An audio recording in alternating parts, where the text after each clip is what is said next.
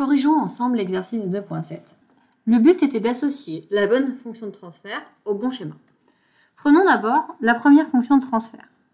Calculons ces pôles. Nous voyons que nous avons un pôle en plus j et en moins j, ce qui veut dire qu'ils sont sur l'axe des x égale 0. Donc, ces pôles sont à la limite de stabilité.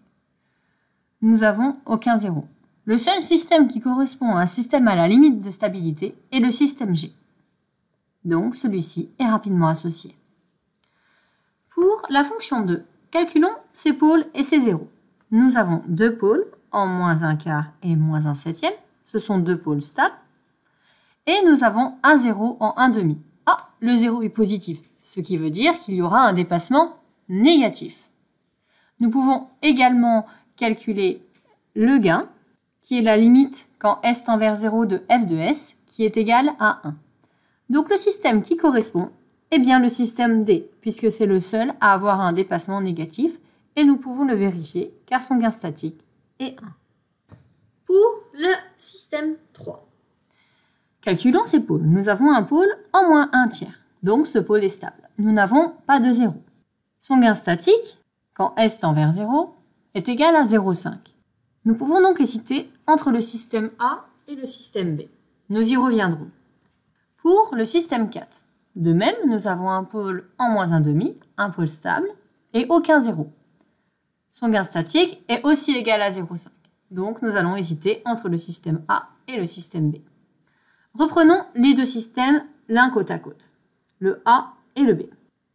La différence entre le système A et le système B, le système A met environ 8 secondes à atteindre sa valeur finale, alors que le système B met 14 secondes à atteindre sa valeur finale.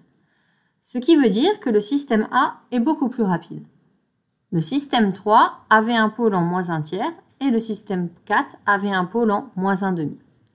Ces constantes de temps respectives pour le système 3 est de 3 et la constante de temps pour le système 4 est de 2. Comme la constante de temps du système 4 est plus petite que la constante de temps du système 3, nous pouvons dire que F4 est plus rapide que F3. Nous pouvons également démontrer ceci via le tracé des tangentes comme précédemment. Donc F3 correspond au système le plus lent, c'est-à-dire au système B, et F4 au système le plus rapide, c'est-à-dire le système A.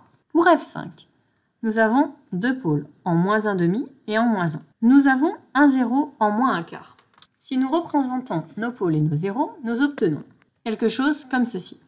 Notre pôle en moins 1, notre pôle en moins 1 demi et notre 0 en moins 1 quart. Le 0 est plus proche de l'origine que le pôle. Donc nous avons un dépassement positif. Ce qui veut dire que c'est le système E.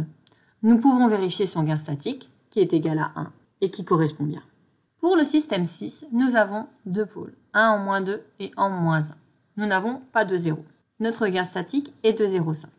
Nous devons donc chercher une courbe qui a un point d'inflexion, qui n'a pas de tangente à l'origine et où son gain est égal à 0,5, ce qui correspond au système F.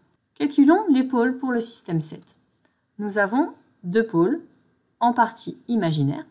Donc si les pôles sont à partie imaginaire, il y aura un petit dépassement. Nous n'avons pas de 0 et ici, son gain statique est égal à 1, ce qui correspond donc au système C.